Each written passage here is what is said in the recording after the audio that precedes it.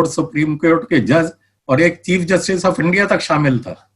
अच्छा भाई साहब, बाबा। इसके बाद क्या हुआ कि जब अति हो गई, हमारा प्राइम टाइम यूथ खत्म हो गया है इस झूठे मुकदमे में, उन्हें वकील सीनियर फ्री में मिलते थे, हमारे को चौगुनी फीस पे वकील मिलते थे, और वो भी जल्दी छोड़ के चले आते थे जब ऊपर से प्रेशर आता था। तो जब अति हो गई तो मैंने 3 जनवरी 2005, जब तक आरटीआई एक्ट नहीं आया था, मैंने एक complaint, documented complaint chief justice of India उस समय के जो थे मिस्टर जस्टिस आर.सी. लाहौटी, उन्हें कर दी। और फॉर्चुनेटली एनफ 10 फरवरी 2005 को ही वही वाली कंप्लेंट उस समय के जो पीपल्स प्रेसिडेंट थे डॉक्टर एपीजे अब्दुल कलाम, उन्हें भी कर दी। और कंप्लेंट ये थी, निवारा अशोक एज इनवाइटी करी थी, उन्होंने हमारी अपील सुनी और वो खारिज करनी थी। बहुत बहुत अन्याय हुआ हमारे ऊपर। मतलब एक दिन हमारा केस नंबर 67 था हाई कोर्ट में, तो बिना किसी के मांगे फर्स्ट 66 केसेस एडजॉर्न किए गए प्रायर इवनिंग को, जिससे कि हमारा केस नंबर 1 हो जाए और वो हमारे खिलाफ फैसला दे सके। ऐसे अनगिनत हमारे साथ अत्याचार हुए और मैंने उस समय तक जुडिशरी से एक खौफ था। फिर अपने घर वालों के मुखालिफ जाके, उनके अगेंस्ट जाके उस जज की कंप्लेंट करी। और फिर मैं रोटरी क्लब का मेंबर हूं, तो वहां पर एक बार श्री अरविंद केजरीवाल गेस्ट स्पीकर के तौर पे आए। उन्होंने बताया, जब उन्हें कोई नहीं जानता था ना, आरटीआई एक्ट आया था ना, उन्हें मैक्से से मिला था, बिल्कुल अननोन फेस थे। तो आया ऐसा कोई सूचना का अधिकार आने वाला है। तो मैंने उनसे पूछा सुप्रीम कोर्ट पे लागू होगा? ये बोले हर एक उस संस्था पे लागू होगा जो जनता के पैसे से चलती है। तो उसी दिन अपना माइंड मेकअप कर लिया कि जिस दिन ये कानून आएगा तो पहली एप्लीकेशन भारत में मेरी होगी और मैं उस पे अपनी कंप्लेंट पे एक्शन टेकन रिपोर्ट मांगूंगा, उसके बारे में सूचना मांगूंगा। और वही मैंने किया। 12 अक्टूबर 2005 को एक्ट आया। मैंने सुप्रीम कोर्ट में एक आरटीआई एप्लीकेशन लगाने की चेष्टा करी, पर उन्होंने लेने से इनकार कर दिया। और उसके बाद मैंने पहली कहा था, फॉर्चुनेटली एनफ, तो मैंने राष्ट्रपति सचिवालय में भी एप्लीकेशन लगाई। राष्ट्रपति सचिवालय ने एक इस में धारा 6(3) होती है, 6(3), उसके अंतर्गत अगर किसी और अथॉरिटी से संबंधित होता है कोई याचिका आरटीआई एप्लीकेशन, तो उसे 5 दिन में वहां ट्रांसफर करनी पड़ती है। तो राष्ट्रपति सचिवालय ने कानून का पूरा उपयोग करते हुए मेरी याचिका को सर्वोच्च न्यायालय पे ट्रांसफर कर दिया। सर्वोच्च न्यायालय से एक बड़ा वेट सा रिप्लाई आया, your complaint has been put on the relevant high court file.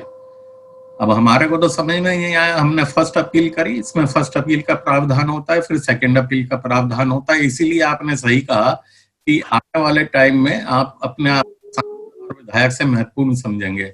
संसद में कोई प्रश्न का उत्तर सरकार देती है तो एक ही मौका मिलता है लिखित प्रश्न के जवाब में। यहाँ एक आम आदमी अगर जवाब मांगता है तो 3 स्तर पे वो अपील कर सकता है। पहले तो सूचना अधिकारी से मांग सकता है, फिर उसी विभाग में प्रथम अपील या अधिकारी के पास जा सकता है अगर वो सूचना से संतुष्ट नहीं है, और उसके बाद वो सूचना आयोग जा सकता है, केंद्रीय सूचना आयोग या राज्य सूचना आयोग। तो इस तरीके से आपने सही कहा। और इसीलिए कई पार्लियामेंटेरियंस ने, प्रोमिनेंट पार्लियामेंटेरियंस में, जिसमें कि तत्कालीन विपक्ष नेता राज्यसभा श्री अरुण जेटली भी थे, उन्होंने पार्लियामेंट्री प्रिविलेज की जगह आरटीआई एक्ट का सहारा लिया। खैर, मैं वापस उसी स्थान पे आता हूँ। जब फर्स्ट अपील भी मेरी नामंजूर हो गई तो मैं सेकंड अपील में केंद्रीय सूचना आयोग गया। वहां पर जो सुप्रीम कोर्ट से लेडी एडवोकेट आई थी, उनका तो कुछ नशा ही अलग था, गरूर ही अलग था। और जैसा कि सामान्य शिष्टाचार होता है जुडिशियल पर्सन्स के लिए अभिवादन का, वो तक उन्होंने नहीं किया। और मेरे से तो छूट दे, बोले कि अब आप कुछ नहीं बोलेंगे, मैं ही बोलूंगी। तो मैंने कहा मैडम मेरे को बोलने ही नहीं आता, और उस समय तक वास्तव में नहीं आता था। मैंने कहा मैं तो थोड़ा बहुत लिख लेता हूँ, आप ही आप बोलना। तो वहां पे बैठे हुए जितने भी रजिस्ट्रार थे और जो उस समय डिवीजन बेंच बैठती थी, मुख्य सूचना आयोग तो और एक और सूचना आयोग, तो सभी को बहुत बुरा लगा उनके व्यवहार पे। तो मुख्य सूचना आयोग श्री वजाहत हबीबुल्ला थे और दूसरी सूचना आयोग मैडम पद्मा बाला सुब्रमण्यम थी। तो मैडम पद्मा बाला सुब्रमण्यम ने उनका जवाब उन्हें दिखाते हुए कहा कि मैडम आप ये जवाब तो एक गिनीज रिकॉर्ड होल्डर को देते हो, आम आदमी को क्या जवाब देते होंगे। तो उन्होंने कहा जी कि आप क्या चाहते हैं, हम वो कंप्लेंट की वो डेट दे दें जिस दिन इनकी जो याचिका है वो दिल्ली हाई कोर्ट भेजी गई। तो वजाहत हबीबुल्ला जी बड़े जरा नम्र स्वभाव के, तो उन्होंने कहा मैडम बस ये बता दीजिए कब गई दिल्ली हाई कोर्ट और वो डायरी नंबर बता दीजिए। तो वो हाँ करके चली आई और वहां पर डायरेक्शन हो गए कि ठीक है इन्हें ये बताओ तारीख किस तारीख को ये याचिका दिल्ली हाई कोर्ट गई। अब वो गई नहीं थी। अब जब हमने कंप्लायंस के लिए रजिस्ट्रार सुप्रीम कोर्ट के पास गए तो जहां पहले झटके मिलते थे, अब उस दिन बड़ा स्वागत हुआ, हम भी ताज्जुब में रह गए। अब फिर वो बोले रजिस्ट्रार साहब जो फर्स्ट अपीलिएट अथॉरिटी थे कि जब दिल्ली हाई कोर्ट फाइल ही नहीं गई तो हम क्या सूचना दे रहे हैं। खैर दोबारा सुनवाई हुई और दोबारा सुनवाई में केंद्रीय सूचना आयोग ने ये फैसला दिया कि आप चीफ जस्टिस ऑफ इंडिया से पूछ के इनकी बात का जवाब दें। तो चीफ जस्टिस ऑफ इंडिया ने उस समय जो वो जवाब दिया, उस समय के जो चीफ जस्टिस ऑफ इंडिया थे, कि मैं सारे लॉ स्कूल्स लॉ कॉलेजेस में जा चुका, कहीं पे भी मैं जाता हूँ वो कहते हैं जी ये जवाब एक चीफ जस्टिस ऑफ इंडिया को उद्धृत करते हुए दिया जा रहा है, बड़ा ताज्जुब की बात है। खैर एनीवे इस तरीके से मेरी एक यात्रा सुभाष जी हाँ आप बताइए। आप आईएएस बनना चाहते थे, हाँ इंजीनियर बन गए आप। ये भी एक विडंबना है क्योंकि मेरी बात मैं पूरी कर लूं। इंजीनियरिंग भी नहीं की, व्यापारी हो गए। हाँ व्यापारी भी नहीं बने तो आरटीआई एक्टिविस्ट हो गए। हाँ फिर Guinness book of world holder बन गए आप। और आज दुनिया में सुभाष अग्रवाल को जाना जाता है आरटीआई के नाम से। मैं जानना चाहता हूँ समय, क्योंकि इस कार्यक्रम का मात्र 1 घंटा है और बहुत लोग सुन रहे हैं। हाँ जी। मैं सीधा आपसे ये सवाल करता हूँ कि आम आदमी आरटीआई कैसे यूज करें, आरटीआई का क्या तरीका है यूज करने का, और क्या ताकत है आम आदमी के पास, ये आम आदमी सुनना चाहते हैं। और बाद में आप ये भी बताइएगा ये कहीं अटके तो आप इनकी कैसे मदद कर सकते हैं। आप लोगों के चैट बॉक्स खुले हुए हैं, आपने सुभाष जी से जो कुछ पूछना हो सीधा चैट बॉक्स में लिखते जाइए, मैं वो सब सवाल बाद में पूछ लूंगा। आप अपने जो भी सवाल हैं चैट बॉक्स में पूछते जाइए। Over to Subhash ji. हाँ तो बस उस दिन की बात तो मेरे को पता लगा इसमें कितनी ताकत है, और मैंने फिर आरटीआई एक्ट को भरपूर इस्तेमाल किया नेशनल और पब्लिक इंटरेस्ट में। और ये मेरी अकेली याचिका थी जो कि मेरे अपने पर्सनल मैटर की थी, और ये भी आगे चल के पब्लिक इंटरेस्ट की बन गई क्योंकि जुडिशियल अकाउंटेबिलिटी इसी याचिका से शुरू हुई। उसके बाद ये इस्तेमाल कैसे करते हैं, ये बहुत सिंपल कानून है। इससे आप प्लेन कागज पे भी क्वेश्चंस लिख के पूछ सकते हैं, और सिर्फ ये लिखिए जन सूचना अधिकारी और विभाग का नाम और पता, और उसमें ना आपको ये मालूम करने की जरूरत है कि जन सूचना अधिकारी कौन है, बल्कि अगर पता भी हो तो नहीं करिए, क्योंकि मैंने एक बार याचिका लगाई जन सूचना अधिकारी के नाम से तो लिफाफा ये कह के वापिस आ गया कि ये तो छुट्टी पे है। तो इसलिए, और 10 रुपए का पोस्टल ऑर्डर लगाइए और कम से कम शब्दों में अपनी बात कहिए। अगर आप कोई सूचना चाहते हैं अपने किसी पुराने सबमिशन के आधार पर, उस सबमिशन की कॉपी लगा दीजिए और उसमें आप लिखिए कि मैं इंग्लिश में बोल देता हूं क्योंकि मैं इंग्लिश में लगाता हूं, please provide me complete and detailed information together with all related file noting correspondence and documents on under mentioned aspects. और फिर उसे सीधे सीधे क्वेरीज बनाते जाइए, और क्वेरीज जितनी शॉर्ट होंगी, जितनी प्रिसाइज होंगी, उतना ही आपको अच्छा लगेगा। क्योंकि अब तो डीओपीटी ने एक शब्द सीमा भी निर्धारित करती है 500 वर्ड, और पहले क्या था कि 40-40, 50-50 पेज की आरटीआई लगती थी, तो पढ़ने में ही कई टाइम लग जाएगा और जवाब देना तो बड़ा विकट था। तो 500 वर्ड में सीमित करना है। इसमें name and address of public authority और रिस्पोंडेंट शामिल नहीं है, खाली बॉडी पार्ट शामिल है। तो सबसे पहली क्वेरी अगर आप किसी अपनी सबमिशंस पे मांग रहे हैं तो उसमें वही लिखिए, please provide me complete information together with all related documents, file notings, correspondent etcetera on enclose submission registered by so much. और जो भी कुछ है, चाहे मैं तो पीजी पोर्टल वगैरह पे रजिस्टर करता हूँ तो रजिस्ट्रेशन नंबर भी लिख देता हूँ। Action taken by your public authority and oblique और by the concern once where my these submissions might have been forwarded. तो उसका नतीजा ये निकलेगा कि वो बाध्य हो जाएंगे कि अगर वो सबमिशंस जो हैं कहीं और किसी पब्लिक अथॉरिटी को जाएगी तो उन्हें 6(3) में ट्रांसफर करना पड़ेगा। ये बड़ा अच्छा कानून है। इसमें 6(3) में ये है कि अगर आपको पब्लिक अथॉरिटी का नहीं पता और आपने गलती से दूसरी जगह लगा दी तो पब्लिक अथॉरिटी का दायित्व है कि वो आपका एप्लीकेशन वापस नहीं करेगा, बल्कि आप उस जगह वो खुद ही ट्रांसफर करने के लिए बाध्य है। तो उसमें वहां चला जाएगा। फिर छोटी छोटी क्वेरीज बनाइए, जितनी शॉर्ट होगी उतना अच्छा है। और ये मैं बता दूं, आरटीआई की जो ड्राफ्टिंग है ये भी अपने आप में एक आर्ट है। वाई और रीजनिंग हम सीधे सीधे नहीं पूछ सकते। हम फाइल नोटिंग मांगेंगे तो जो आप से सरकार में काम कर चुके हैं उन्हें पता है फाइल नोटिंग्स में सारा वाई और रीजनिंग होती है। हर एक अफसर लिखता है नोट उस पे कि ये क्यों होना चाहिए, कैसे होना चाहिए। सीधा सीधा मांगोगे तो रिजेक्ट हो जाएगी, why and reasoning are not allowed. File noting सब कुछ दे देता है। इसीलिए डीओपीटी ने एक सर्कुलर निकाला था। डीओपीटी शुरू में ये कहता था कि फाइल नोटिंग आरटीआई एक्ट में नहीं आती, जबकि सीआईसी के लगातार डिसीजन थे कि फाइल नोटिंग आरटीआई एक्ट में आती हैं। और वो भी समस्या मैंने ही समाधान करी। मैंने आरटीआई एक एप्लीकेशन डीओपीटी में लगा दी। अब मैंने कहा जी उन अफसरों के खिलाफ क्या कार्रवाई करी जिन्होंने समय रहते सीआईसी के फाइल नोटिंग के वर्डिक्ट को हाई कोर्ट या सुप्रीम कोर्ट में चैलेंज नहीं किया। क्योंकि इसमें ये प्रावधान है कि अगर सूचना आयोग के निर्णय के भी अगर आप विपरीत हैं तो या तो हाई कोर्ट या सुप्रीम कोर्ट वहीं जा सकते हैं और किसी लोअर कोर्ट में नहीं जा सकते।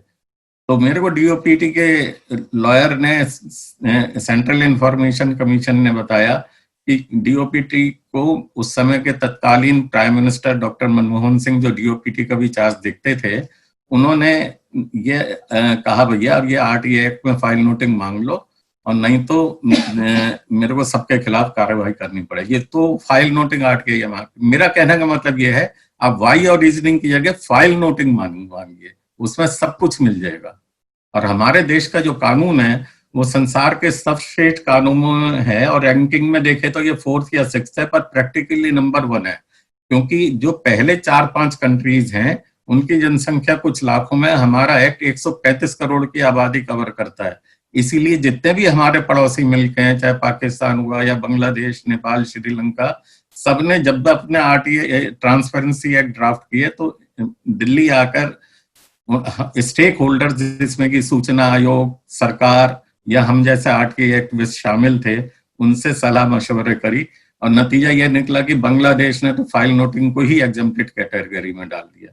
तो इस तरीके से ये बनाइए और छोटी छोटी क्वेरीज बनाइए। आखिरी क्वेरी लिखिए एनी अदर रिलेटेड इंफॉर्मेशन, और उसके ये सेकंड लास्ट, और बिल्कुल लास्ट क्वेरी लिखिए file notings on movement of RTI application. और उसके बाद इसको कंक्लूड करिए, in case queries relate to some other public authority, please transfer this RTI application there under section 6(3) of RTI Act. Postal order for ₹10 in name of accounts officer is enclosed towards RTI fees. मैं आपको ये बता दूं, RTI fees जो है central government में तो 10 रुपए है और फर्स्ट अपील और सेकंड अपील में नहीं है, पर हर एक राज्य को अधिकार है कि अपने आरटीआई रूल्स खुद ड्राफ्ट कर सके। कॉम्पिटेंट अथॉरिटी जैसे हाई कोर्ट्स, उन्हें भी अधिकार है अपने आरटीआई रूल्स अपने ड्राफ्ट कर सकें और फीस भी निर्धारण कर सकें। तो ये दुर्भाग्य की बात है कि उन प्रावधानों का दुरुपयोग करते हुए कईयों ने तो 500 रुपए आरटीआई फीस रख दी। बाद में अब सुप्रीम कोर्ट के आदेश के बाद उन्हें 50 रुपए के पे सीमित करना पड़ा। और जैसे छत्तीसगढ़ है या उड़ीसा है, वहां फर्स्ट अपील पे भी, छत्तीसगढ़ का तो मेरे को पक्का पता है, वहां फर्स्ट अपील पे भी एक आरटीआई फीस है, फिर सेकंड अपील पे भी आरटीआई फीस कई राज्यों में है। तो ये बात का ध्यान रखिए कि जो मैं बता रहा हूँ सेंट्रल पब्लिक अथॉरिटी जो कि सीआईसी के सेंट्रल इंफॉर्मेशन कमीशन के दायरे में आती है, उसको मैं आपको बता रहा हूँ। और ये कंक्लूड करके और आप इसे स्पीड पोस्ट से भेज दीजिए, या तो ऑनलाइन भी जाने लगा, ऑनलाइन भी कर सकते हैं आरटीआई ऑनलाइन पे। और मेरा ये आपको सुझाव रहेगा प्रैक्टिकल अनुभव के आधार पे कि कभी पर्सनली फाइल करने नहीं जाइए, क्योंकि आपको तरह तरह से डिस्करेज किया जाएगा कि क्यों चाहते हो, क्या चाहते हो। सीधा स्पीड पोस्ट लगाइए और जो बाहर के लोग हैं वो रजिस्ट्री पोस्ट लगा सकते हैं और ये वहां पे पहुंच जाएगी। और उसके बाद 30 दिन के अंदर उनको जवाब देना लाजमी है। अगर 30 दिन में जवाब नहीं आता है तो आप सीधे सूचना आयोग के पास सेक्शन 18 में कंप्लेंट दायर कर सकते हैं कि ये हमारे को सूचना नहीं मिली। और अगर आप सूचना से असंतुष्ट हैं तो प्रथम अपीलीय अधिकारी जो कि उस विभाग में होता है उसको फर्स्ट अपील लगा सकते हैं। फर्स्ट अपील में आपको हियरिंग की पूरी सुविधा है, अगर आप चाहें तो वहां पे हियरिंग मांग सकते हैं। और उसके बाद अगर अपील ऑर्डर से भी आप संतुष्ट नहीं है तो सूचना आयोग जा सकते हैं। और बहुत अच्छा कानून है, सरकार ने वीडियो कॉन्फ्रेंसिंग की सुविधा दे रखी है, ऑडियो कॉन्फ्रेंसिंग की सुविधा दे रखी है। आप हर तरीके से इसका, और जहां तक केंद्रीय सूचना आयुक्तों का सवाल है, मैं 2005 से लेके अब तक के सभी सूचना आयुक्तों के बारे में कह सकता हूँ, एक आधा बात तो छोड़ दीजिए, बाकी सब इतने सेंसिटिव हैं और सब वेल इक्विप्ड हैं पूरे स्टाफ के साथ। लीगल इंटर्न्स उन्हें मिलते हैं और वो पहले से ब्रीफिंग करके ओरली और राइटिंग में कमिश्नर के पास रखते हैं। और अब तो सीआईसी में ई गवर्नेंस हो गई है, जो भी डॉक्यूमेंट्स हैं वो सारे के सारे स्कैन होकर कमिश्नर के डेस्कटॉप पे होते हैं। तो इस तरीके से ये आरटीआई एप्लीकेशन आप लगा सकते हैं। और बताइए और क्या सवाल है? इस सवाल में कोई सवाल, लोग कुछ सवाल पूछ रहे हैं, एक दो लोगों को मौका देता हूँ। ये मुकेश मित्तल को ओपन कर दीजिए, मुकेश मित्तल को। हाँ जी मुकेश जी बोलिए। ओपन कर दीजिए। हाँ जी मुकेश जी नमस्कार, बताइए। बोलिए। ये नहीं, मुकेश में कोई दूसरा है। मुकेश जी आप अनम्यूट हो, बोलिए आप। मुकेश जी बोलिए भाई। मुकेश मित्तल जी नहीं, आप तो बोलो। नहीं पूछना क्या? ओके, ये अतुल रंजीत कुमार से पूछिए जी। रंजीत जी बात कीजिए। अतुल रंजीत कुमार को अनम्यूट कर दीजिए जी, अनम्यूट है। जय हिंद राजेश जी। हाँ नमस्ते जी। हम भी आरटीआई एक्टिविस्ट हैं, आपको अनुसरण कर रहे हैं और लगभग 250 के करीब आरटीआई फाइल कर चुके हैं। तो मैनुअल फाइलिंग होती थी, अभी हम ऑनलाइन फाइल कर रहे हैं। दिल्ली सरकार में भी ऑनलाइन आरटीआई सबमिशन के लिए हमने प्रयास किया और पत्र लिखे, तो वहां भी ऑनलाइन आरटीआई शुरू हुई। ये हमारा प्रयास रहा जी। धन्यवाद सूचना देने के लिए। कोई सवाल है आपका? सवाल बहुत सारे हैं जी। पहला सवाल मैं रख रहा हूँ, जब हम ऑनलाइन, मेरा एक निवेदन ये है कि आप सवाल लिमिट में रखिए, नहीं तो सबको मौका मिलना चाहिए। बताइए। एक सवाल पूछिए रंजीत भैया, एक सवाल पूछिए। पहला प्रश्न रखते हैं, मोबाइल नंबर ले लीजिए। और पहला और आखिरी एक ही सवाल पूछ रहा, बाकी 10 लोग और पूछ रहे हैं। पहला प्रश्न है कि ऑनलाइन आरटीआई फाइल करने के बाद उसमें फर्स्ट अपील भी ऑनलाइन लगाने का प्रावधान है, किंतु सेकंड अपील सीधा सीआईसी के पास लगती है, उसका ऑनलाइन प्रावधान नहीं है। यदि ऐसा हो जाए, जैसे हम फुल टाइम मतलब जापानीज मल्टीनेशनल कंपनी में काम कर रहे हैं और पार्ट टाइम मतलब वो भी फुल टाइम में सोशल एक्टिविस्ट हैं, तो सेकंड अपील नहीं लगा पाते बिकॉज सीआईसी जाने का, फिर वहां पे डेट्स वगैरह लगेंगी, सब चीजें। तो इसके लिए हम ये रिक्वेस्ट करते हैं कि सेकंड अपील यदि ऑनलाइन हो जाए और उसके बाद जब कोई डेट मतलब सीआईसी हमें चाहे कि हम पर्सनली उनको जाके, मैं आपको पहले आपकी बात में समझ गया। सीआईसी की वेबसाइट पे सेकंड अपील ऑनलाइन करने का प्रावधान है और आपको एप्लीकेशन, अपनी पिटीशन लगाने के लिए सीआईसी जाने की जरूरत नहीं है। आप उन्हें by post, registered post, speed post भी भेज सकते हैं। और बताइए। ठीक है सर। अगला सवाल मनीष गोयल को ओपन कीजिए। मनीष जी सवाल। नमस्कार सुहास जी। नमस्ते। मैं आरटीआई जैसे आप कार्यकर्ता हैं, हम देखते हैं कि उनको कभी कोई दिक्कत, हरेसमेंट मेंटली और फिजिकली भी आती है क्या जी? कि भाई आपको सरकार परेशान करती है कि भाई आरटीआई लगाई है और कुछ पोल खुल जाएगी तो फिजिकली समझ गया आपकी बात। ये सवाल मेरे से, मैंने लगभग 6000 आरटीआई एप्लीकेशन लगाई थी और मैं न्यूज मेकर था। रोज सवेरे मेरे पास 9 बजे सबके फोन आ जाता है, आज की कौन सी न्यूज ब्रेक कर रहे हो। तो इसमें मेरे से बहुत लोगों ने कहा जी आप तो अगर सिक्योरिटी मांगोगे तो मिल जाएगी। मैंने कहा ना, मेरी जितनी भी याचिकाएं हैं पब्लिक इंटरेस्ट में हैं और बड़ी बड़ी अथॉरिटीज पे लगती हैं, जैसे प्रधानमंत्री कार्यालय, राष्ट्रपति कार्यालय या सुप्रीम कोर्ट वगैरह। यहाँ से मेरे को किसी किस्म का कोई खतरा नहीं है।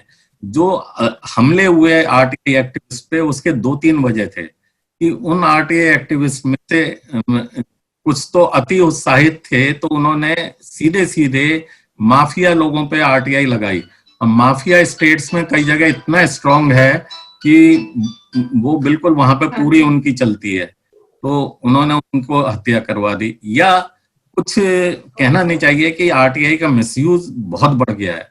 कुछ ब्लैकमेलर्स थे तो इसलिए उनकी हत्या हुई, जिनको ब्लैकमेल किया। इस बारे में जो हमारे पहले केंद्रीय सूचना आयुक्त श्री शैलेश गांधी, उन्होंने बड़ा अच्छा जवाब दिया था। उन्होंने कहा ब्लैकमेल उसी को तो किया जाएगा जो ब्लैक होगा। तो मतलब गलत कामों को उजागर करने के लिए गलत काम गलत तरीके से किया जाए, वो भी एक गलत बात है। आज आरटीआई एक्ट का मिसयूज भी बहुत हो रहा है। उसके लिए मैंने 4 सुझाव बहुत दिए हैं और उसको लेके मैं तत्कालीन राष्ट्रपति श्री प्रणब मुखर्जी से भी मिला, उपराष्ट्रपति महोदय वर्तमान और पहले जो थे उनसे मिला, और केंद्रीय सूचना आयुक्त 2005 से लेकर अब तक जितने हैं सब मेरे व्यक्तिगत मित्र बन चुके हैं। उन लोगों से मैं लगातार लेता रहता हूँ। और ये आपकी जो बात है इसका यही जवाब है। और बताइए नेक्स्ट। बहुत बहुत धन्यवाद। सुभाष जी ये बताइए, ये ऑनलाइन या ऑफलाइन में से कौन सा मेथड अच्छा रहता है, और देखिए क्या तजुर्बे ऑनलाइन से बता करना देता हूँ। ठीक रहेगा या ऑफलाइन करें? देखिए मैं तजुर्बे से बता सकता हूँ। तजुर्बा ये है कि ऑफलाइन ज्यादा प्रैक्टिकल है, ऑनलाइन ऑफलाइन ज्यादा प्रैक्टिकल है। हाँ, और कभी भी बस मतलब ये डाक खाने, और एक सुविधा और है, डाक एक सुविधा और है उसमें, पोस्टल ऑफ चार्ज बच सकते हैं। भारत में लगभग 1,60,000 ऑफिस हैं, उनमें से 4,500 पोस्ट जो हैं उनमें ये सुविधा है कि आप आरटीआई एप्लीकेशन और 10 रुपए नगद दे दो, वो लिफाफा तक खुद तैयार करेंगे। और पोस्ट फ्री आरटीआई एप्लीकेशन जितने भी ऐसी पब्लिक अथॉरिटीज हैं, लगभग 2,000 जो सीधे सेंट्रल इंफॉर्मेशन कमीशन के दायरे में आती हैं, वहां पोस्ट फ्री आरटीआई एप्लीकेशन जाएगी।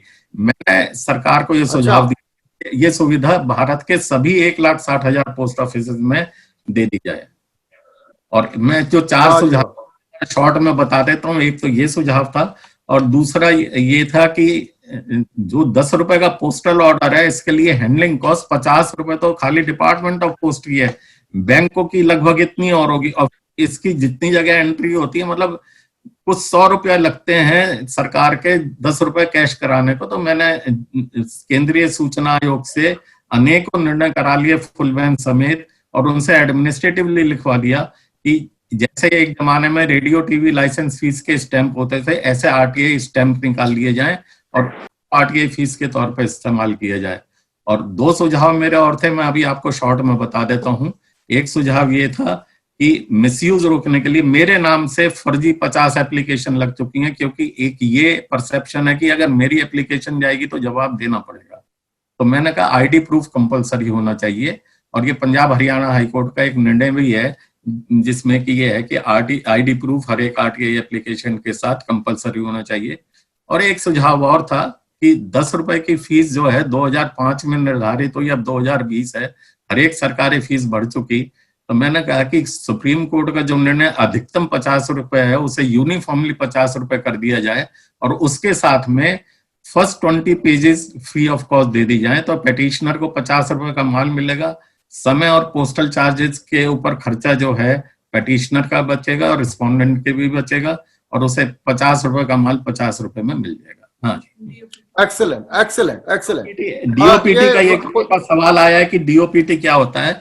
ये डिपार्टमेंट ऑफ पर्सनल ट्रेनिंग, ये भारत सरकार का एक महत्वपूर्ण विभाग है जो कि सब सरकारी नौकरियां वगैरह देखता है। तो आरटीआई एक्ट के लिए नोडल पब्लिक अथॉरिटी यही है। एक सवाल यह है कि फाइल नोटिंग क्या होती है। आप जो ये समझते हैं अगर आपके पास सरकार की तरफ से कोई पत्र आता है तो बस वो पत्र आ गया। उस पत्र को लिखने से पहले एक हरे रंग की शीट्स होती है हर एक फाइल में, उस पे हर एक अफसर के अपने व्यूज होते हैं, दस्तखत होते हैं, वो फाइल नोटिंग होती हैं। जो आप लोगों में से सरकारी सेवा में हैं वो इस फाइल नोटिंग को जानते हैं। जो जिनको इसका ज्ञान नहीं है तो वो सीधा बस एक शॉर्ट में ही समझ लीजिए कि फाइल नोटिंग मांग लीजिए, तो आपको सारा क्यों और क्या मिल जाएगा। सुभाष जी, खास दोस्त, हाँ जी सुभाष जी, रमन गर्ग को सुनते हैं, उसका सवाल। रमन गर्ग कौन है? ओपन करो रमन गर्ग को। रमन गर्ग जी, आप सवाल पूछिए। सर मेरा सवाल ये है कि कई बार जो सेकंड अपील हम करते हैं उसकी डेट बड़ी लंबी मिलती है। जैसे मेरे खुद के केस में 1.5 साल की डेट मिली। मैं समझ गया आपका सवाल, मैं समझ गया। देखिए, इसमें इसीलिए हम कहते हैं कि आरटीआई का मिसयूज बहुत हो रहा है, वो रुक जाएगा। जो मैंने 4 सजेशन गवर्नमेंट को दिए हैं उससे काफी हद तक कंट्रोल आ सकता है। और अनफॉर्चुनेटली आरटीआई का मिसयूज बहुत बड़े पैमाने पे बढ़ गया है, और इसी वजह से पेंडेंसी सेंट्रल इंफॉर्मेशन कमीशन में बहुत ज्यादा हो गई है, क्योंकि अधिकतर जो पिटीशंस हैं वो एक मिसयूज की एप्लीकेशंस हैं या रिपीटेड एप्लीकेशंस हैं। अगर ये मिसयूज रुक जाए तो इनकी समस्या का समाधान हो सकता है। और आप तो बड़े भाग्यशाली हैं जो 1.5 साल में नंबर आ रहा है। आपको पता है जब ये आरटीआई के जो मझधार थी उस टाइम में तो 3-3, 4-4 साल लगते थे, पर केंद्रीय सूचना आयोग ने मेरे कई सुझाव मान के उसे, जैसे कि मैंने ये कहा कि जब एक पिटिशनर का नंबर आए तो उसकी जितनी एप्लीकेशन हो बात की भी वो भी हाथ के हाथ ले लिए जाए। तो इस तरीके के कई सुझाव मैं लगातार देता रहता हूं उन्हें, और वो मैं उनका आभार प्रकट करता हूं कि वो मेरे सजेशंस की पूरा गौर करते हैं। और अब 1.5 साल है और आगे जाके ये और कम हो जाएगा। सुभाष गर्ग जी को ओपन करो। सुभाष गर्ग को ओपन करो। जी सुभाष जी सवाल पूछिए। हाँ सर, एक तो अभी आपने 3-4 जो पॉइंट बताए ना लास्ट में आरटीआई के लिखने के, वो मैं लिख नहीं पाया। वो कैसे, मैं पूरे उसकी लाइन जानना चाह रहा था। तो कोई मुझे, क्योंकि इस समय मैं अगर रिपीट करूंगा तो टाइम की नहीं आप, हाँ तो आप कैसे, मतलब मान लो उसको मैं कैसे ऐसा करूंगा, मैं राजेश जी के पास एक ड्राफ्ट आरटीआई एप्लीकेशन भेज दूंगा और वो आप राइट सर कर सकते हैं। मेरे को फोन कर लेना, मैं आपको भेज दूंगा। मैं अपना मोबाइल नंबर दे देता हूँ आपको, आप मेरे से मोबाइल पे बात करिए। ठीक है सर, मैंने बहुत मेरा मोबाइल नंबर पहले नोट कर लीजिए जिससे कि वो कभी रह नहीं जाए। मेरा मोबाइल, हाँ 1 मिनट। दूसरा मैं ये कह रहा था सर कि ये अगर कोई आरटीआई में ये जवाब देता है कि जी this information is not available in this office, हाँ तो उसके ये बाध्यकारी है कि वो दूसरी जगह ट्रांसफर करे। नहीं, वो कहता है हमारे पास, हमारे ही डिपार्टमेंट की है पर अवेलेबल नहीं है हमारे पास। हाँ तो अगर देखिए, सूचना वही दी जा सकती है जो कि रिकॉर्ड पे अवेलेबल। नहीं सर, वो सूचना मान लीजिए मैंने किसी को लाइसेंस ग्रांट किया है और मैं कहता हूँ मेरे पास फाइल मिल ही नहीं रही ऑफिस में, उसका ऊपर दिल्ली हाई कोर्ट का बड़ा सख्त आदेश है, फाइल या रिकॉर्ड अनट्रेसेबल। इसके हाई कोर्ट का बड़ा सख्त आदेश है कि ऐसे में ज्वाइंट सेक्रेटरी और अबव की लेवल की एक कमेटी बनेगी। अच्छा, वो की जांच करेगी कि जरूरत पड़ेगी तो एफआईआर भी लॉन्च करा सकता है। आप मुझे नंबर दो, मैं आपसे ना हाई कोर्ट का भी रेफरेंस लूंगा। मैं सभी के लिए नंबर दे रहा हूँ, सब बोलिए, नोट कर लीजिए। 98 आप नहीं तो और सब नहीं कर पाएंगे। आप सुभाष जी चुप रहिए, सुभाष जी खाली नोट करो, बोलो मत। आप जरा चुप रहिए, आप नोट करिए खाली। 98-100-33711 98-100-33711। और ये अगर फोन नो रिप्लाई आए तो ये नहीं समझिए कि मैं इग्नोर कर रहा हूँ। मेरा मोबाइल वाइब्रेट मोड में है और मेरे पास जितनी मिस कॉल होती है मैं पलट के जरूर मिलाता हूँ। हाँ जी, अब बताइए। मुकेश बासिया को ओपन करो, मुकेश बासिया को ओपन करो। जी मुकेश जी सवाल पूछिए। मुकेश बासिया ओपन करो। नमस्कार सर। हेलो, बोलिए बोलिए। नमस्कार सर। नमस्कार बोलिए। मेरा सवाल ये है जी, कौन सा सेक्टर, ऑफिस या गवर्नमेंट इंफॉर्मेशन या इंस्टीट्यूट है जो आरटीआई के दायरे में नहीं आती? हाँ देखिए, सेक्शन 24 में प्रावधान है कि कुछ जो पर्टिकुलर बॉडीज हैं, जैसे इंटेलिजेंस ब्यूरो या इस किस्म की जो इंटेलिजेंस बॉडीज, अब तो इन्होंने सीबीआई को भी उस कैटेगरी में डाल दिया है। 2nd शेड्यूल एक आरटीआई एक्ट में है, उसमें वो सब संस्थान किए गए हैं जो कि आरटीआई एक्ट के दायरे में सेक्शन 24 में जवाब नहीं देंगे। पर उसमें भी अगर ह्यूमन राइट्स वायलेशन या करप्शन के मामले होंगे तो उन्हें जवाब देना पड़ेगा। नॉर्मल वो उसमें नहीं देंगे। और PMO आता बताइए है सर? नेक्स्ट। पीएमओ बिल्कुल आरटीआई एक्ट के दायरे में आता है, पर मैं आपको ये बता दूं, एक बड़ी गलत धारणा लोगों में है कि हम प्रधानमंत्री कार्यालय, राष्ट्रपति सचिवालय या राज्यपाल सचिवालय या उपराज्यपाल सचिवालय में कोई आरटीआई लगाएंगे तो शायद काम जरूर हो जाएगा। मान लीजिए कि सूचना संबंधित है दिल्ली पुलिस के, और आप लगा रहे हैं राष्ट्रपति सचिवालय में या प्रधानमंत्री कार्यालय में या राज्यपाल कार्यालय में, तो ये एक बेकार की आप गवर्नमेंट रिसोर्सेज पे बोझा डाल रहे हैं। कोई ऐसा नहीं है कि वहां लगाने से ज्यादा जानकारी आ जाएगी। ये संस्थाएं जो हैं ये पोस्ट ऑफिस नहीं है, पर फिर भी लोग बाग जो हैं उन्हें गलत धारणा है, उस आधार पे वो वहां पे लगाते हैं। पर आपको सीधे अगर पब्लिक अथॉरिटी का नाम पता है तो सेक्शन 61 ये कहता है कि आप सीधे उस पब्लिक अथॉरिटी में लगाइए, आपका भी टाइम का बचत होगा और गवर्नमेंट रिसोर्सेज पे भी ज्यादा बोझ नहीं पड़ेगा। आइए मेरे पास सुभाष जी एक सवाल मेरा है, जैसे राजेश चेतन को अंग्रेजी नहीं आती, हिंदी आती है, तो क्या आरटीआई हिंदी में भी लगाई जा सकती है क्या? हिंदी देश की राष्ट्रभाषा है। जी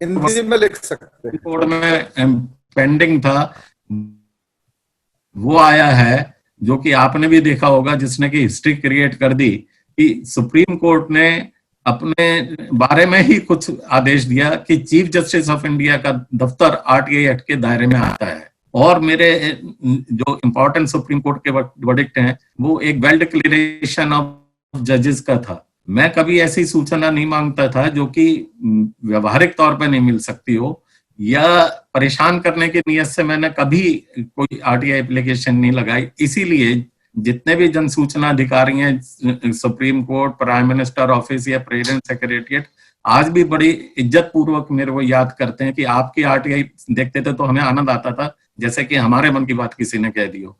तो सुप्रीम कोर्ट के ऊपर और वेल डिक्लेरेशन वाला वर्डिक्ट मेरा, जिसने मेरे को ज्यादा बहुचर्चा में ला दिया था, मैंने उनसे नहीं पूछा था तुम्हारी वेल्थ कितनी है। इन्होंने 1997 में एक रेजोल्यूशन पास किया था कि जितने भी सुप्रीम कोर्ट के सब जजेस ने, यूनानिमस रेजोल्यूशन था कि जितने भी सुप्रीम कोर्ट का, हाई कोर्ट के जज होंगे उन्हें रेस्पेक्टिव चीफ जस्टिस को अपनी वेल्थ का ब्यौरा देना होगा, पर ये ब्यौरा चीफ जस्टिस के पास गोपनीय रहेगा। मैंने उस रेजोल्यूशन की कॉपी मांगी और ये पूछा था क्या जजेस अपने संपत्ति का ब्यौरा चीफ जस्टिस को दे रहे हैं। मैंने उनकी संपत्ति का ब्यौरा नहीं मांगा था, उन्होंने रेजोल्यूशन की कॉपी तो दे दी, पर ये बताने से मना कर दिया कि ये कहने लगे कि ये प्रश्न आरटीआई के दायरे में नहीं आता कि जजेज अपनी संपत्ति का ब्यौरा सुप्रीम कोर्ट में चीफ जस्टिस को दे रहे हैं या नहीं। और यही वाला मैटर जो है 13/11 को फाइनली डिसाइड हुआ। उनका कहना यह था, जो सुप्रीम कोर्ट के लोगों का था, कि चीफ जस्टिस का दफ्तर आरटीआई के दायरे में नहीं आता, इसलिए ये सूचना हम नहीं दे सकते। और वो सुप्रीम कोर्ट ने अब खुद ही मान लिया है कि चीफ जस्टिस का दफ्तर आरटीआई में आता है। और ये it was a blessing in disguise कि मेरी एप्लीकेशन से इतना ज्यादा सारे में बहुचर्चा में आ गया कि सुप्रीम कोर्ट के जजेस को सुओ मोटो अपनी वेल्थ का ब्यौरा अपनी वेबसाइट पे देना पड़ा। और इस तरीके के और बहुत हैं, जैसे अब 2 मैटर्स हैं अभी 13/11/2019 का जो वर्डिक्ट है उसमें 2 मैटर्स और थे, उसमें अभी तक जो सुप्रीम कोर्ट के सीपीआईओ हैं उन्होंने जवाब नहीं दिया है, जबकि उनको डायरेक्शन दी कि आप सेक्शन 11 इसमें एक होता है थर्ड पार्टी इंफॉर्मेशन, अगर किसी पब्लिक अथॉरिटी के पास कोई ऐसी सूचना है जिससे कि कोई अन्य व्यक्ति संबंधित है तो वो उससे 5 दिन के अंदर कमेंट्स इनवाइट करके 10 दिन का टाइम उसे कमेंट्स के लिए दिया जाता है और 30 दिन फिर नॉर्मल, मतलब 45 दिन के अंदर सूचना दे दी जाएगी। पर 13/11 के वर्डिक्ट के बाद 28/12 तक 2019 तक मेरे पास सूचना आनी थी, पर आज तक नहीं आई है। और वो जो 2 सूचनाएं बड़ी महत्वपूर्ण है, एक तो मद्रास हाई कोर्ट के एक के जज ने एक चिट्ठी उस समय के चीफ जस्टिस को लिखी थी कि किसी यूनियन मिनिस्टर ने मेरे को लॉयर के थ्रू अप्रोच करने की कोशिश करी, मैंने वो करस्पॉन्डेंस की कॉपी मांगी, उसमें अभी तक मेरे को सूचना सुप्रीम कोर्ट के आदेश के बावजूद नहीं मिली। दूसरी जो थी वो ये थी कि कुछ हाई कोर्ट के जजेस को सुपरसीड किया गया, जैसे दिल्ली हाई कोर्ट के चीफ जस्टिस थे जस्टिस AP शाह साहब, तो उसके ऊपर मैंने सूचना मांगी थी। उसमें भी उन्होंने थर्ड पार्टी का ऑर्डर दे रखा है, वो भी सूचना नहीं मिली। और अभी जो हाल में रिटायर हुए हैं चीफ जस्टिस मिस्टर रंजन, क्या नाम है, गोगोई, रंजन गोगोई, हाँ मिस्टर रंजन गोगोई, उन्होंने अभी टीवी इंटरव्यूज में जब उनके ऊपर ये लगा कि आप राज्यसभा के मेंबर कैसे नॉमिनेट हो गए, तो उन्होंने कहा RTI एक्ट में RTI लगा के ये सूचना पूछ लो। अब वो सूचना तो मैंने पूछी हुई है 10 साल पहले, और डायरेक्शंस के बावजूद आज तक सूचना नहीं मिली है। सुभाष जी, मेरा एक सवाल व्यक्तिगत है। हाँ बताइए। मैंने आपसे RTI सीख के, मैं इंश्योरेंस का काम करता हूँ, LIC एंड जनरल इंश्योरेंस का। हाँ तो जी। मैं तो बहुत पॉपुलर हो गया अपनी कंपनी में, कोई क्लेम रुक जाए, कुछ रुक जाए तो मैं RTI लगा देता हूँ। तो इससे हाँ। क्या हुआ, पूरी कंपनी में हड़कंप मचता है। हाँ, अफसर मेरे को टेढ़ी निगाह से देखने लग गए हैं। हाँ। अब मेरा सवाल ये है आपसे कि हाँ। ये प्राइवेट जो कंपनियां हैं, हाँ। इन पर RTI लगता नहीं है, उनका अब हम क्या इसका करें? शॉर्ट में मैं समझ गया आपकी बात। हाँ जी, हाँ जी। हमने कई बार सरकार से कहा है कि जैसे साउथ अफ्रीका अकेला देश है पूरे संसार में जहाँ पे प्राइवेट सेक्टर RTI के दायरे में आता है, पर सिस्टम बड़ा कम्बरसम है, वहां पे सूचना आयोग नहीं होती, सीधा कोर्ट जाना पड़ता है, और कोर्ट की प्रोसीडिंग्स आप जानते ही हैं, वो इससे भी ज्यादा कम्बरसम है। पर प्राइवेट सेक्टर RTI में आता है, ये मैं आपको बता दूं, सेक्शन 2F में साफ लिखा हुआ है कि आप प्राइवेट सेक्टर के जो संस्थाएं हैं उनसे रेगुलेटरी बॉडी के मार्फत RTI में पूछ सकते हैं। जैसे किसी प्राइवेट बैंक के बारे में RTI के सूचना जाननी है तो आप रिजर्व बैंक, जो कि उनका रेगुलेटरी अथॉरिटी है, उससे पूछ सकते हैं। मैं इसमें बता दूंगा, मैंने इसका इस्तेमाल भरपूर किया है, क्योंकि ये बड़ा अननोन सेक्शन है। इसके लिए तो ऐसा है जैसे कोई RTI में डॉक्टरेट करनी हो।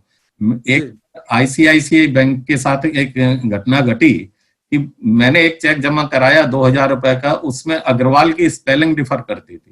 तो वो 1000 रुपए मेरे बैंक अकाउंट में क्रेडिट नहीं हुए। मैं बैंक गया, यूं बोले जी हमारे यहाँ तो ये नियम है कि अगर स्पेलिंग फर्क हो या नाम फर्क हो तो उसे कैश तो करा लो, पर सस्पेंस अकाउंट में डाल दो।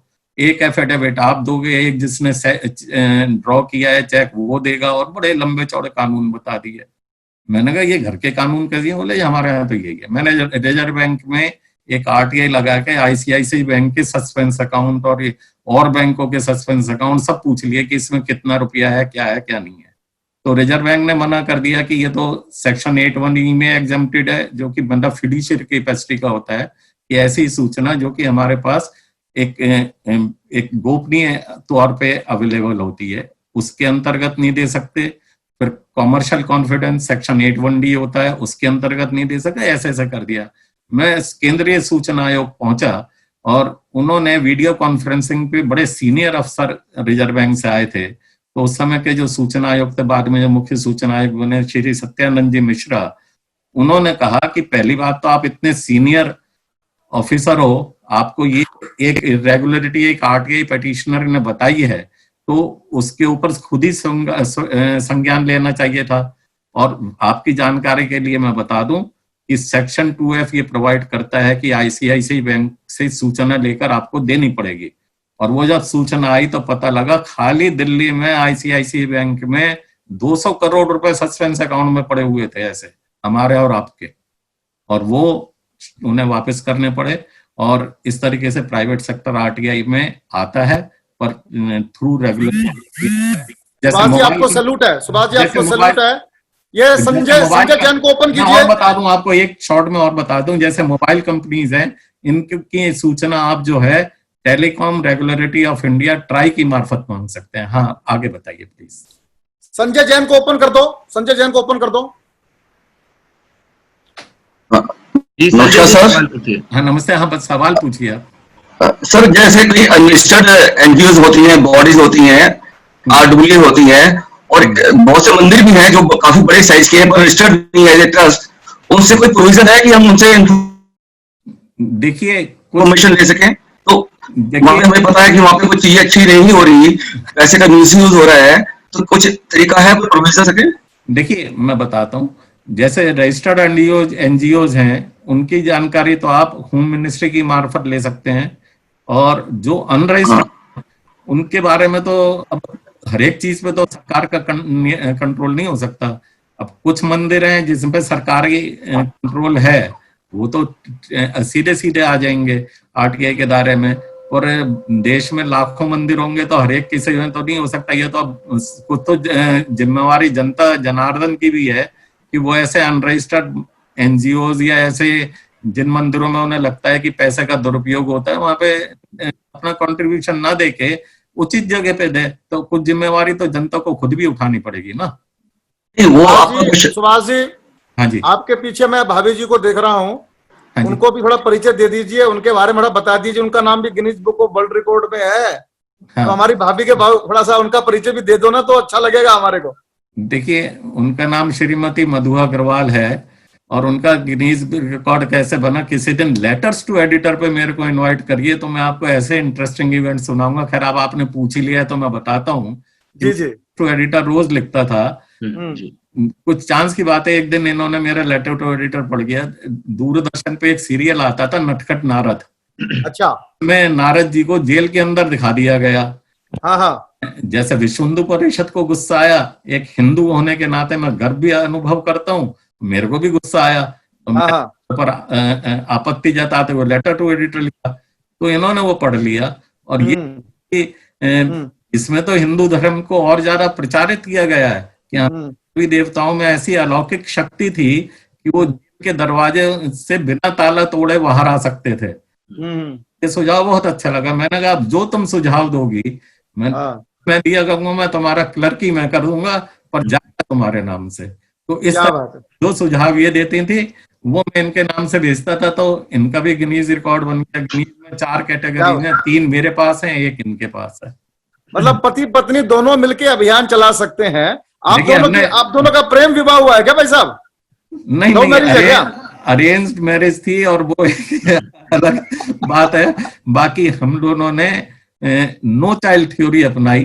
तो हमारा भी उसकी 2 वजह थी। एक तो हमारे चचा ने हमारे को बहुत में सताया तो मेरे को फैमिली डिवीजन से एलर्जी हो गई थी। दूसरा कि मैं पारसी कल्चर अडॉप्ट किए हुआ था, यहाँ पे ये live for the society and not for yourself. तो नो चाइल्ड थ्योरी मैंने अपनाई। तो हम दोनों का पूरा ध्यान इसी में रहता है।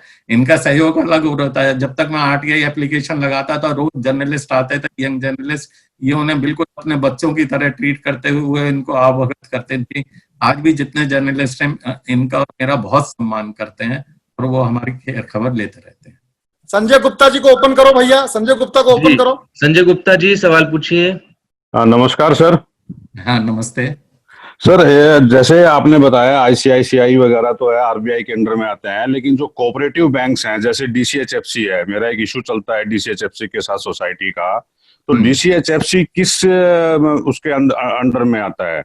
तो उसको जो, क्योंकि कुछ आरटीआई के रिप्लाई वो दे नहीं रहा है प्रॉपरली, वो कहता है इसकी इन्फॉर्मेशन आपको नहीं मिल सकती या इसकी इन्फॉर्मेशन हम नहीं देंगे, इस टाइप से उसके जवाब आते हैं। तो इसकी कोऑपरेटिव सोसाइटीज के ऊपर है जी। हेलो, बोलिए भाई साहब, बोलिए सुभाष जी, बोलिए। सुप्रीम कोर्ट के कई निर्णय हैं। एक तो उसमें कुछ निर्णय फेवरेबल हैं, कुछ अनफेवरेबल हैं। जैसे एक थल्लप्पम का एक निर्णय है, वो थोड़ा सा उसके ऊपर बाइंडिंग है। मेरा अपना एक केस था, ये जो है इफको 10,000 करोड़ रुपए साल की सब्सिडी इसकी मार्फत रूट की जाती है और सीएजी तक ने इसके ऊपर स्ट्रिक्चर्स पास कर रखे हैं। 100 करोड़ रुपए की प्राइम प्रॉपर्टीज ने एक अफसर को गिफ्ट कर रखी है और मैंने इसके ऊपर आरटीआई लगाई।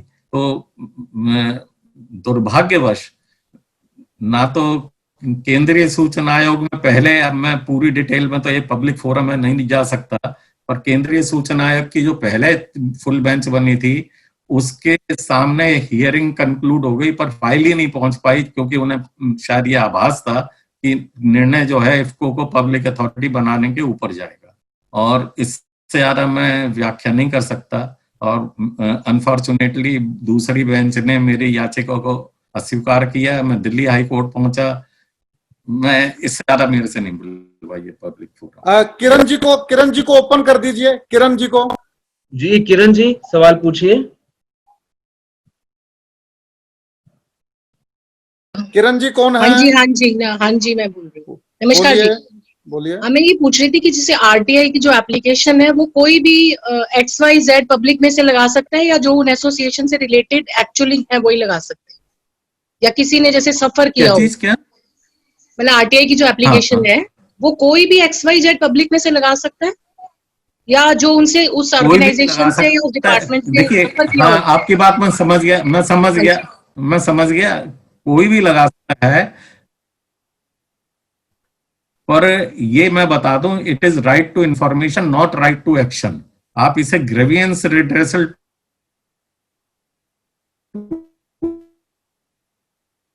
आवाज नहीं आ रही है, आवाज दोबारा से बोलिए। सुनाई नहीं दे रहा। हाँ जी, देखिए, ये राइट टू इंफॉर्मेशन है, राइट टू एक्शन नहीं है। आप इसमें एक्शन डिमांड नहीं कर सकते हैं, पर एक्शन इस तरीके से लिया जा सकता है कि पहले आप अपनी जो कंप्लेंट है वो कहीं पे लगाइए, उसके एक रीजनेबल अपॉर्चुनिटी देने के बाद उसके एक्शन टेकन रिपोर्ट सूचना मांग लीजिए कि मैंने ये कंप्लेंट लगाई थी और इस पे क्या कार्रवाई हुई। तो इस तरीके से आपकी कंप्लेंट का निवारण हो सकता है। रजनीकांत को ओपन करिए, रजनीकांत को ओपन कीजिए। जी रजनीकांत जी सवाल पूछिए। नमस्कार जी, मैं गुजरात से रजनीकांत जी बोल रहा हूँ। मेरा सवाल ये है कि प्राइवेट सेक्टर में जो 3 साल से 5 साल के जो बच्चे होते हैं उनके लिए छोटे छोटे मकान में स्कूल चल रहे हैं, तो उसमें सरकार की कोई जिम्मेदारी है? तो इसके लिए कोई आरटीआई करनी है तो कहाँ करनी पड़ेगी? एजुकेशन डिपार्टमेंट में। और एजुकेशन डिपार्टमेंट में भाई आप आपने प्रश्न उठाया तो मैं आपको एक जानकारी और दे दूं कि स्कूल 3 तरीके के होते हैं। एक तो सीधे सरकारी स्कूल, वो सीधे पब्लिक अथॉरिटी बन गए। दूसरे गवर्नमेंट एडेड, जहां पे कि एक बहुत ऊंचा एक्ट कहता है अगर सब्सटेंशियली फंडेड है तो भी वो आरटीआई एक्ट के दायरे में। अभी 17 सितंबर 2019 को डीएवी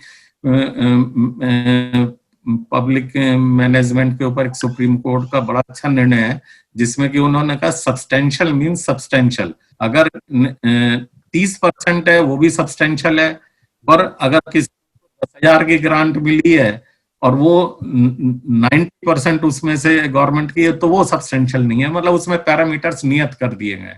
तो जो सब्सटेंशियली फंडेड, डायरेक्टली और इनडायरेक्टली गवर्नमेंट कंट्रोल, डायरेक्टली और इनडायरेक्टली, वो सब आरटीआई के दायरे में आते हैं। अब स्कूल की बात मैंने उठी, 4 तरीके के स्कूल हैं।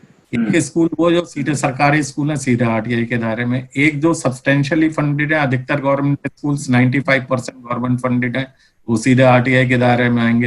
तीसरा, जिन्हें की इनडायरेक्टली फंडेड, जैसे कि जमीन रियायती दर पे मिली, या गवर्नमेंट का इनडायरेक्ट कंट्रोल जैसे संस्कृति स्कूल वगैरह, तो वो भी आरटीआई के दायरे में आ सकते हैं। पर सीआईसी के निर्णय के बाद ये लोग हाई कोर्ट में जाके चैलेंज करके स्टे ऑर्डर ले आते हैं। और चौथा, ये जिन्हें ना कोई डायरेक्ट इनडायरेक्ट कंट्रोल भी नहीं है, सब्सटेंशियल फंडिंग भी नहीं है, तो वो आरटीआई एक्ट के दायरे में नहीं आएंगे। पर वो सेक्शन 2F में आप डायरेक्टरेट ऑफ स्टेट से उनकी इंफॉर्मेशन ले सकते हैं। दोस्तों जैसे मैंने आईसीआईसी बैंक का बताया। सचिन, सबको ऑफ रखो। दोस्तों, आप सबका धन्यवाद इसलिए करूंगा, बहुत सारे सवाल अब ये हैं, लेकिन समय मुझे इजाजत नहीं दे रहा और सवाल पूछने के लिए। सुभाष जी का मोबाइल नंबर आप सबको मिल चुका है। आप सीधा सुभाष जी को मोबाइल पर बात करके जो भी आपकी जिज्ञासा हो आप उनसे पूछ सकते हैं। मैं कल की सूचना आपको दूं, उससे पूर्व मैं चाहूंगा सुभाष जी एक बारी इसको कंक्लूड करें कि एक आम आदमी बिना डर के किस प्रकार से इसका स्टेप बाय स्टेप आरटीआई का प्रयोग करे। लास्ट में कंक्लूड करते हुए आप स्टेप बाय स्टेप सबको बता दें तो अच्छा होगा। देखिए, मैं ये पहले बता चुका हूं कि पहले एक आरटीआई एप्लीकेशन बिल्कुल आप एक नॉर्मल सिटीजन की तरह लगा सकते हैं। कोई फॉर्म की आवश्यकता नहीं है, कुछ नहीं है। बस शब्दों को सीमा में रखिए और छोटे छोटे प्रश्न पूछिए, तो ही आपका भी भला है, पब्लिक अथॉरिटी का भला है। 500 शब्दों की सीमा है, ये ध्यान रखिए। अब मिसयूजर्स ऐसे हैं जो कि बॉडी पार्ट में लिख देते हैं मेरे क्वेश्चनियर अटैच्ड है, क्योंकि एनक्लोजर में किस वर्ड्स की सीमा नहीं है। आप उस एनक्लोजर्स की ऊपर जितनी क्वेरीज हैं, चाहे उसमें 100 क्वेरी हो, उनका जवाब दो। ये दुरुपयोग है। इस तरीके की चीजें सूचना आयोग भी समझता है कि ये मिसयूज है, तो इस तरीके से नहीं चलेगा। आप छोटी छोटी सूचनाएं मांगिए, आपको जो। बहुत बहुत धन्यवाद। दोस्तों, कल का सेशन बहुत पावरफुल है। कल हम पुष्पेंद्र कुलश्रेष्ठ जी को सुनने वाले हैं। आयोग वहां चले जाइए, उससे भी तो आपके पास रास्ता खुला हुआ है उच्च न्यायालय का। जी सुभाष जी बोलिए बोलिए बोलिए। तो फिर आपके पास उच्च न्यायालय या सर्वोच्च न्यायालय का रास्ता खुला हुआ है, अगर आप सूचना आयोग से भी संतुष्ट नहीं है तो। बहुत बहुत धन्यवाद सुभाष जी, बहुत बहुत धन्यवाद।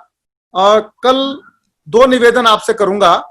एक तो आप सुभाष जी की वीडियो मेरी फेसबुक पर है, वहां जाके सवाल पूछिए, मैं आपके सवाल को वहां से रिप्लाई करने की कोशिश करूंगा। उस वीडियो को आप शेयर कीजिए। और कल की सूचना पुष्पेंद्र कुलश्रेष्ठ जी की मेरी फेसबुक पर है, आपने सबने मिलकर बहुत अच्छे से शेयर किया सुभाष अग्रवाल जी के सेशन को। ऐसे ही कल धूम मचा दीजिए। आप पुष्पेंद्र कुलश्रेष्ठ को सुनने के लिए मेरी फेसबुक पर जाके उसको शेयर कीजिए, लिंक को सब जगह भेजिए। आइए सुभाष जी का बहुत बहुत धन्यवाद करें, मधु जी का धन्यवाद करें। और अब शांति पाठ के लिए मैं सचिन से प्रार्थना करूंगा कि शांति पाठ प्ले करें।